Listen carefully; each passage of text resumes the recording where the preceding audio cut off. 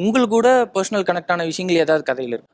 கதைக்களம் ஆமாம். திட்டக்குடி என் ஊர் தான். திட்டக்குடி, தொழுதூர், பெண்ணாடம், அந்த ஏரியா அது. அது ஒரு கனெக்ட் இருக்குது. அதான் சொன்னேன். அதுக்கப்புறம் கிரிக்கெட் எனக்கு பயங்கரமான கனெக்ட்டு. அந்த இது எல்லாமே. மற்றபடி என்ன கேரக்டர்ஸ் தானே கேட்குறீங்க? கேரக்டர்ஸ் ஆகட்டும் சொல்லிட்டார்.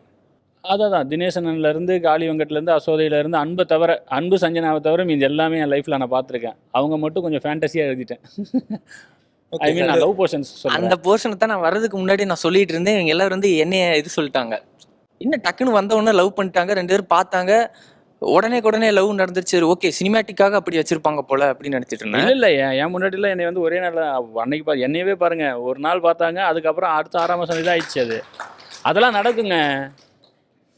அதெல்லாம் ஃபர்ஸ்ட் சைட்டில் வர்றது தான் எனக்கு புரியல. அதுக்கு ஏன் காரணம் எதிர்பார்க்குறீங்க? எதனால் லவ் பண்ணலாம் காரணம் சொல்லணுமா என்ன? இல்லை எங்களுக்கு வரல, அதனால கேட்டேன். அப்போ ஆதங்க அது.